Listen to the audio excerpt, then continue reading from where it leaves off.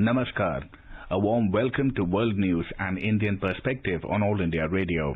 This is Prashant Kumar Sinha and with me is Aditi Dumba, bringing glimpses of major developments of the day from across the globe.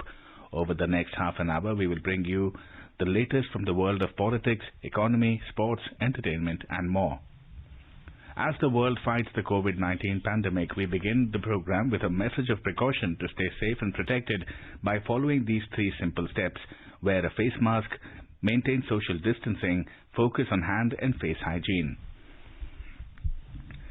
The headlines: India's Prime Minister Narendra Modi to launch world's largest COVID-19 vaccination program on Saturday. Foreign Affairs Minister of Nepal arrives in New Delhi on a 3-day official visit. WHO team arrives in Wuhan to probe the origins of COVID-19 pandemic. Donald Trump becomes first US president to be impeached twice. Google removes lending apps in India to protect consumers. IFFI in Goa and DIFF in Dhaka to pay tribute to Satyajit Ray. And in cricket, India to face Australia in decider test at Brisbane on Friday.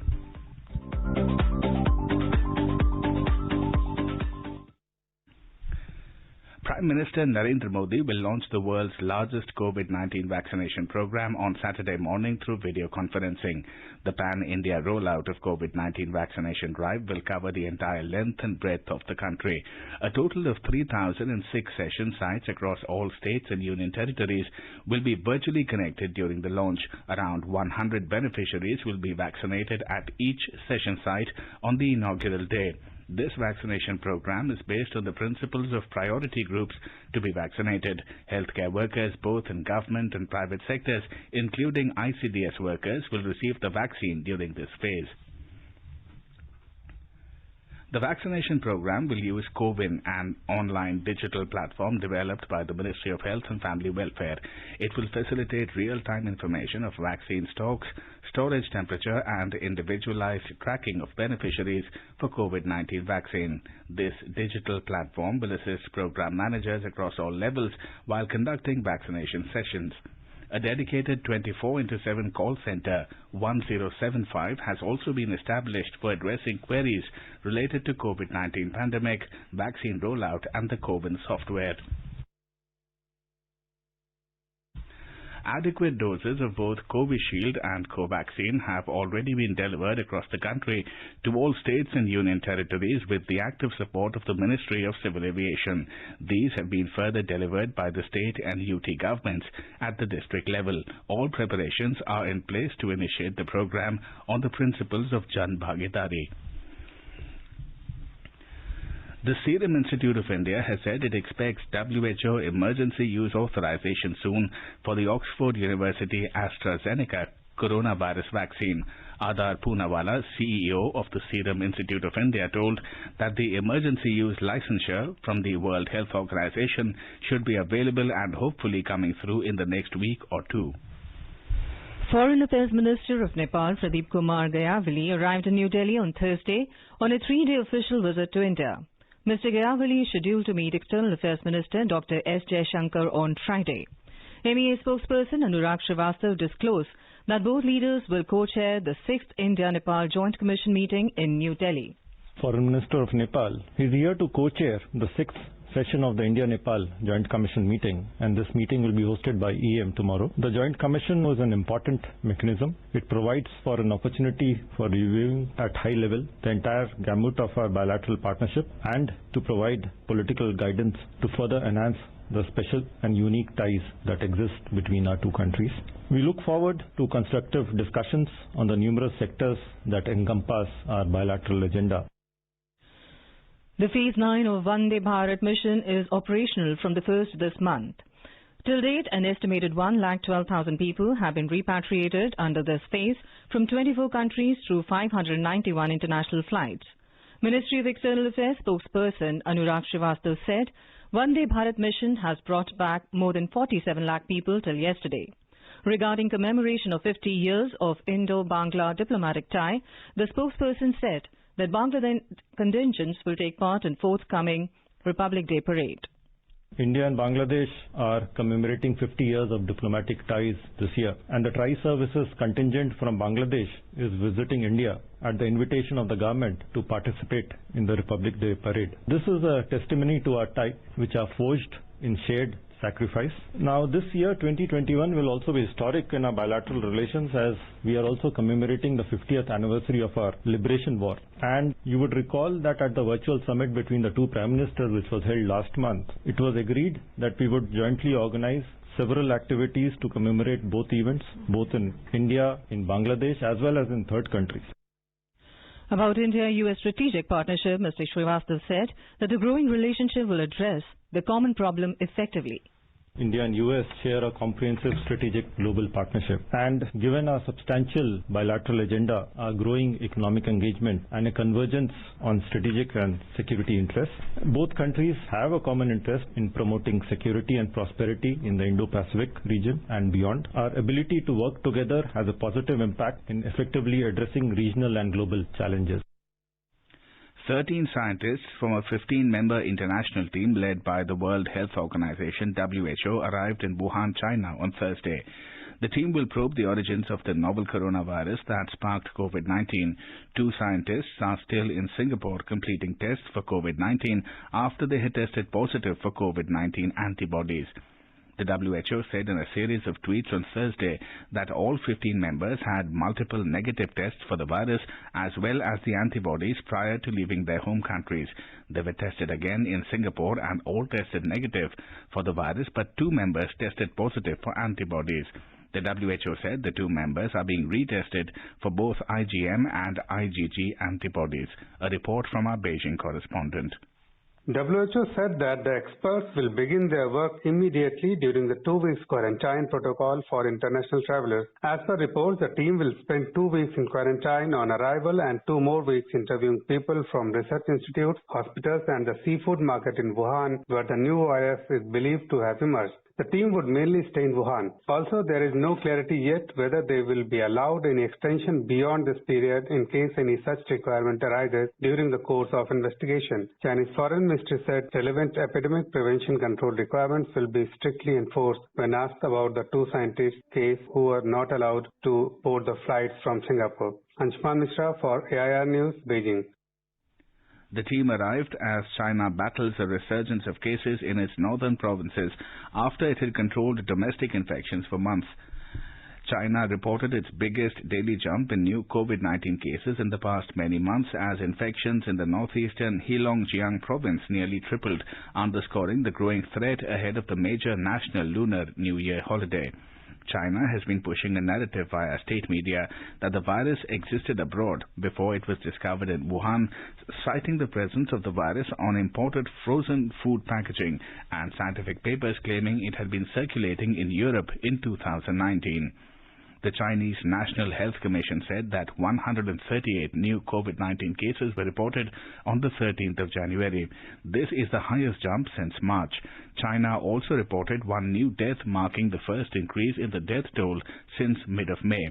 In total, 9 cities and 4 provinces, Hebei, Heilongjiang, Zhejiang and Jilin, are facing new COVID-positive cases.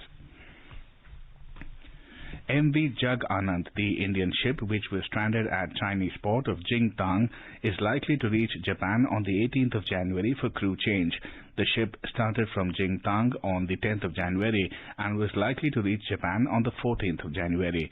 The shipping company told Prasar Bharati correspondent that the arrival of MV Jug Anand is delayed and it will now reach Japan on the 18th morning. Then the crew can fly back to India after following necessary COVID protocols. The ship, with 23 Indian crew members on board, was stuck at the Chinese port of Jingtang since June of last year. After prolonged talks between Indian and Chinese sides, the ship was allowed to sail to Japan.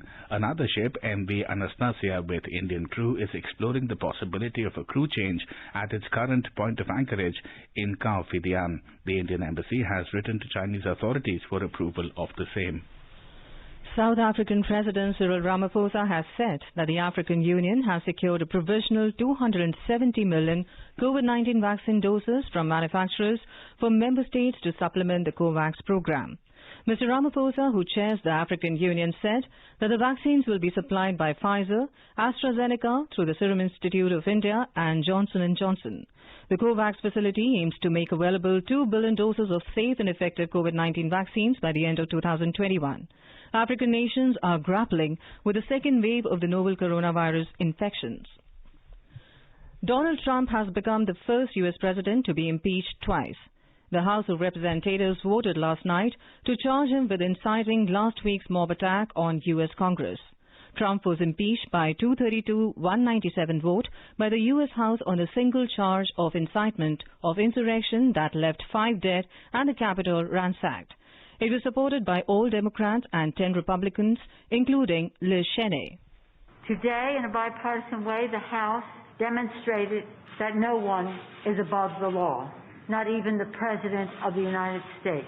That Donald Trump is a clear and present danger to our country, and that once again, we honored our oath of office to protect and defend the Constitution of the United States. So help us God. And now, I sadly, and with her heart broken over what this means to our country, of a president who will incite insurrection, will sign the engrossment of the article of impeachment. The Senate will not hold a trial before January 20th when Democrat Joe Biden assumes the presidency, meaning Mr. Trump will escape the risk of being forced to leave early. Meanwhile, President Donald Trump released a video on Twitter on Wednesday evening where he condemned the violence at the Capitol on January 6th. He said violence and vandalism have absolutely no place in the country and no place in our movement. Mob violence goes against everything I believe in and everything our movement stands for. No true supporter of mine could ever endorse political violence. No true supporter of mine could ever disrespect law enforcement or our great American flag. No true supporter of mine could ever threaten or harass their fellow Americans. If you do any of these things, you are not supporting our movement, you are attacking it, and you are attacking our country. U.S. President-elect Joe Biden on Wednesday called on Senate leadership to work on other business while dealing with their responsibilities on president impeachment. Biden said in a statement that he hoped that the Senate leadership will find a way to deal with their constitutional responsibilities on impeachment while also working on the other urgent business of the nation. Alphabet Inc.'s Google said today in a blog post that it has removed some lending apps aimed at consumers in India from Play Store in an attempt to safeguard users. Suzanne Frey, Vice President, Product, Android Security and Privacy, said that they have reviewed hundreds of personal loan apps in India based on flags submitted by users and government agencies. Google did not elaborate on the number of apps that had been taken down. It has contacted companies and asked them to clarify if they are compliant with the rules and regulations, failing which an app could be removed from the Play Store. The online lending industry has come to the attention of the authorities after at least 2 suicides in the past month linked to alleged harassment by the recovery agents of such apps. This is All India Radio giving you the world news. For quick news updates round the clock, follow us on our Twitter handle at AIR News Alerts. All India Radio presents World News. News and views from across the globe. What happened and what is up next? The newsmakers and the highlights of the day. From 10:30 to 11 p.m. every night on 100.1 FM, All India Radio. Preparations for the world's largest corona vaccination drive has gained momentum with planes carrying vaccines flying into airports across the country. Professor of GB Pant Hospital, New Delhi, Dr. Sanjay Pandey spoke to All India Radio on various aspects of the COVID-19 vaccines and the entire process of vaccination. Let's listen to the interview with Dr. Pandey. Namaskar and welcome. The nationwide COVID-19 vaccination starts in India on Saturday, 16 January. Preparations are in full swing and vaccines have been dispatched from storage sites to states and union territories. All India Radio is contributing its bit to the cause with raising public awareness about various aspects of COVID-19 vaccination. Today, we have with us Professor Dr. Sanjay Pandey from GB Pant Hospital, New Delhi, to answer the queries related to the vaccine and the entire process of vaccination. Welcome, Dr. Pandey. Thank you. Dr. Pandey, the first question, how many doses of the vaccine would have to be taken and at what interval? So total 2 doses of vaccine will be required and they will be taken 28 days apart and they will be taken by the individual to complete it and then the vaccination schedule will be complete. When would the antibodies develop after taking the dose? Usually the antibody develops after 2 weeks, but the usual antibody to protect the disease develops only after completing the second dose of COVID-19 vaccine. Another question which is normally asked in the public domain is that what are the documents which are required for the registration of eligible beneficiaries?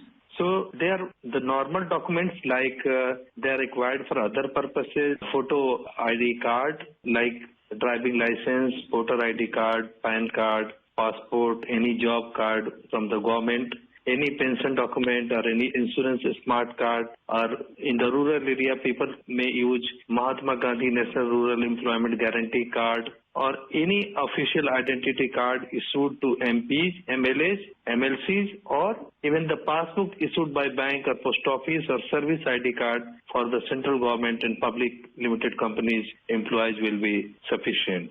It is required for a person to get registered for it on the CoWIN app. But can a person get the COVID-19 vaccine without registration? No, registration is mandatory for this vaccination, and once the registration is complete, then only the information for vaccination schedule and time will be shared with the person. Now, if a person is not able to produce photo ID at the session site, will he or she be vaccinated? Photo ID is must for both the sessions.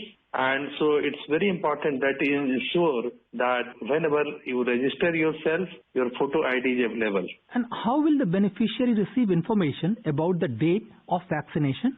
Following online registration, the beneficiary will receive SMS on their mobile number mentioning the date, the place and time of vaccination. Will the beneficiary receive information on their vaccination status after the completion of the 2 doses? Yes. So after getting the due dosage of the vaccine, the beneficiary will receive SMS on their mobile phone, and after all dosage of vaccine are administered, a QR code based certificate will also be sent on their number. The another question where public has a lot of interest is that where can a person get vaccinated? So there will be different centers, and that centers may be identified by your local representative, and once your vaccination registration is done, you will also be informed through SMS by where you will be vaccinated. What arrangements have been made for the transport, storage and administration of the vaccine? Adequate arrangement has been made by the government agencies and many dry runs have been conducted and any deficiencies found during the dry run have been rectified. Now, if one is taking medicines for illnesses like, say, cancer, diabetes, high blood pressure, etc., can he or she take the COVID-19 vaccine? Yes, they can get, and Government of India has identified a high-risk category, and these patients will be having a preference over other people to get COVID-19 vaccination. It is said that in the first phase, the healthcare providers or the frontline workers will be vaccinated. But will their families also be given the vaccine? Currently, the vaccine supply is very limited in the initial phase. So in the beginning only, the healthcare volunteers will be vaccinated and the turn of their family member will be later in the part of vaccination schedule. So another question is, which is quite significant, that will COVID-19 vaccine will be given to everyone simultaneously? So it will be based on the local availability of the vaccine and the vaccinations to the priority groups. So the Government of India has identified certain priority groups. So the first group is healthcare and frontline workers.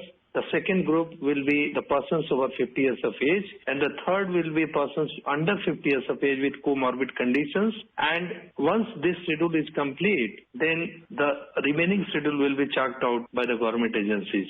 What about the safety and efficacy of the vaccine? The efficacy and safety has been proven by the government agencies, and all stakeholders like ICMR, DCGI, they have taken all the precautions to prove the safety of the vaccine, and people should have full trust in these agencies. Can a person who is currently having COVID-19, whether it is a confirmed case or a suspected case, he or she can be vaccinated? So the reason is that if a confirmed case comes for the vaccination, he will be a risk for the other individuals. So any confirmed case will not be vaccinated, and any vaccination will be done only after 14 days after the symptoms resolution. Is it necessary for a COVID recovered person to take the vaccine? Yes, it is advisable, because you have seen that many of the people antibodies develop, but the amount of antibody may not be sufficient enough to have a long-term protection. So it will be better to have a vaccination to develop a strong immune response against the disease. And some of the issues which have been raised, that there are so many multiple vaccines are available, then how is one or the other vaccine has been chosen for administration?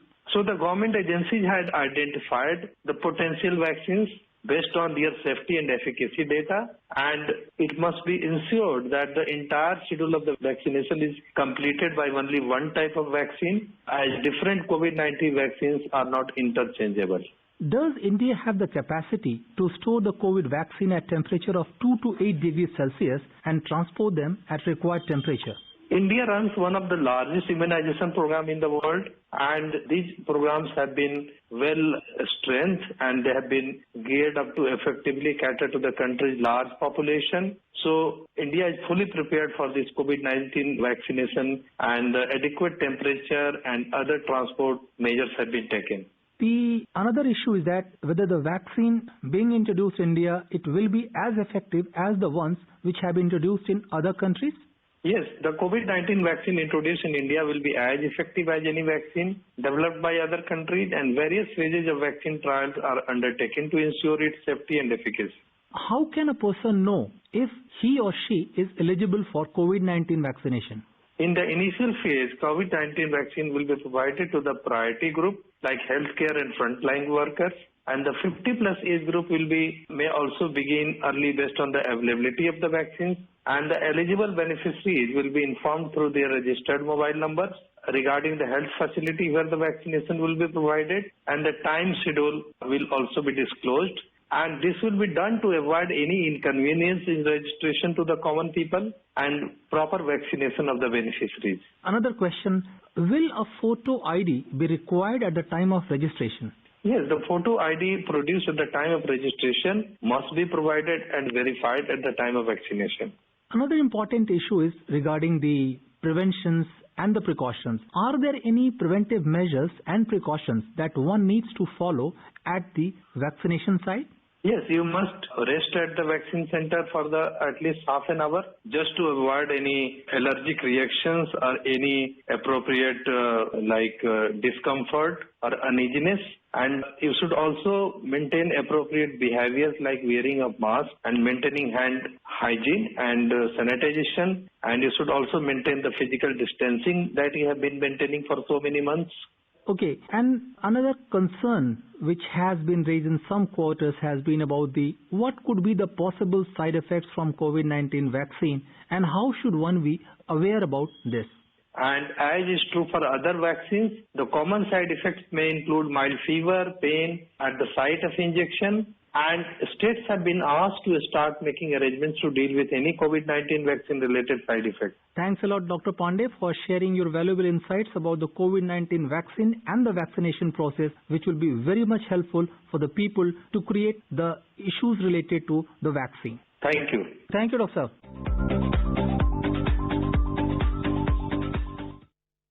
The 51st International Film Festival of India will pay rich tributes to legendary filmmaker Satyajit Ray. IFFI will showcase Ray's selected films Charulata, Ghar-e-Baire, Pathir Panchali, Shatranj Ke Khiladi and Sonar Khela as part of his tribute. Meanwhile, the 19th Dhaka International Film Festival DIFF will be held between the 16th to the 24th of January in Bangladesh. The tribute section of the festival will be dedicated to the legendary filmmaker Satyajit Ray to commemorate his birth centenary. The film festival this year is dedicated to the birth centenary of Bangabandhu Sheikh Mujibur Rahman. A report from our special correspondent in Dhaka. The 19th edition of the Dhaka International Film Festival has lined up an impressive list of 225 films from 73 countries to be screened during the 9-day-long festival between 16th to 24th January. Films under 10 categories including Cinema of the World, Children's Film, Women Filmmakers Section, Spiritual Films, Bangladesh Panorama, Tribute and Retrospective, among others, would provide people with a taste of outstanding cinema from Bangladesh and the world. This year, the festival has introduced a special category on the leaders who changed the world.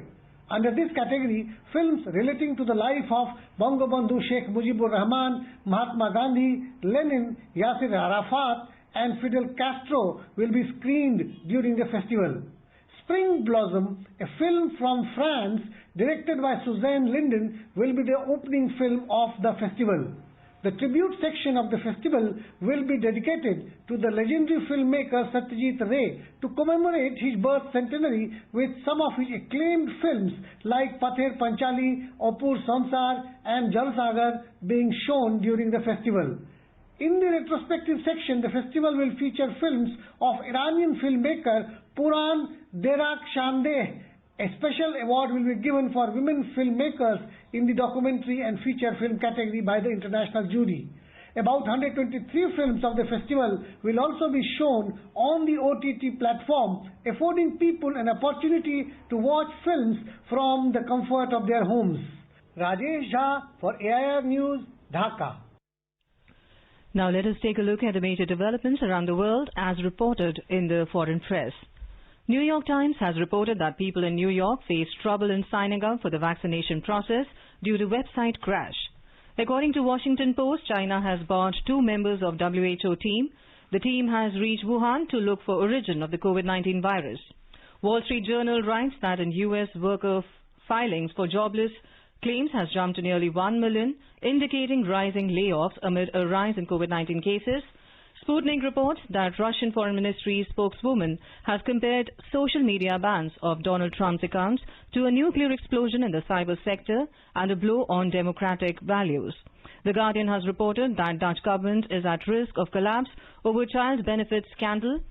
Daily Sabah has reported that the talks by Turkey on the second batch acquisition of the S-400 missile system from Russia are underway. Moving on to sports, the stage is set for what promises to be a cracker of a 4th test in Brisbane between India and Australia after a thrilling third drawn test in Sydney. The series is levelled at 1-1 as well. If India beats Australia on their soil and clinch the series, it will be a historic feat. India is the only team that stands on the cusp of registering back-to-back test series wins in Australia. At Banwettan, ace Indian shuttler Saina Nehwal crashed out of the ongoing Thailand Open after a hard-fought second-round defeat against Busnan Ongbam Rangphan of Thailand.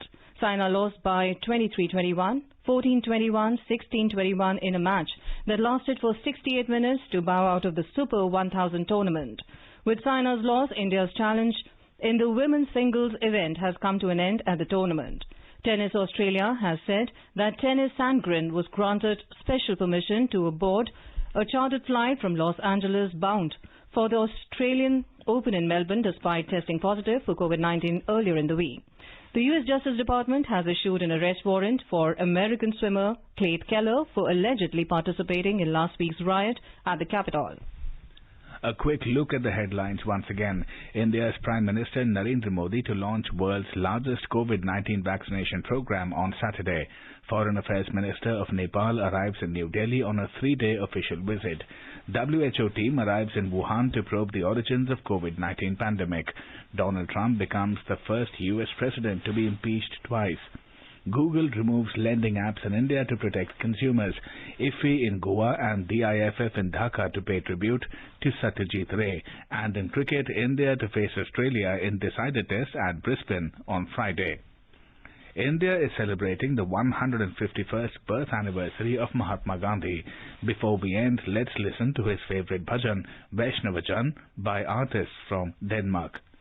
Vaishnava Jan tu tine kahi yaj peeda parai jaane re par dukhe upakar kare tae man abhiman naane re. And with that, we end this bulletin. See you at the same time tomorrow with the next edition of World News.